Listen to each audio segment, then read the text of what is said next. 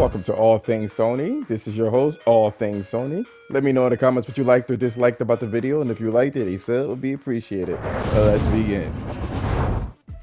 So let's talk about this Killzone franchise being killed. So I want to actually start off with why people are saying so. So a long time ago, back in the PS2 days, when Sony had a game, it was a dedicated website for that game. They have since been killing off the dedicated websites. And Killzone, because it was one of their only multiplayer games that they had, they killed it.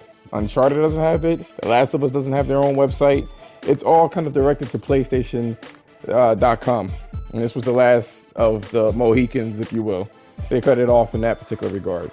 But what's more frustrating is that people just jump to conclusions. They've been jumping to conclusions for the past 5 years, which I'm not understanding.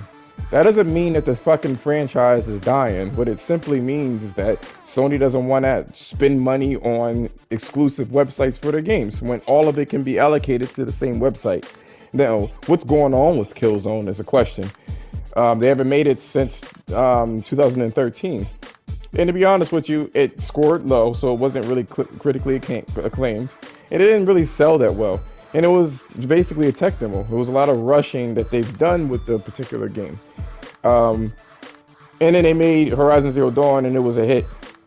Herman Host was interviewed before about this situation, and he said that, we don't want to do we know if we're going to put a pin in it? We're not exactly sure if we're going to put a pin in it, but we all love the franchise.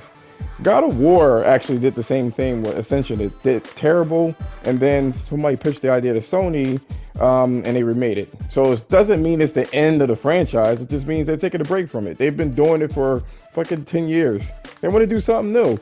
The doom and gloom needs to stop. It's so fucking ridiculous. I'm over it. Now we have people talking about, it was David Jaffe, and I've actually personally spoken to David Jaffe. He was on the Roundtable podcast with King Thrash and whatnot. So there were some questions that I did ask. He made some particular career decisions.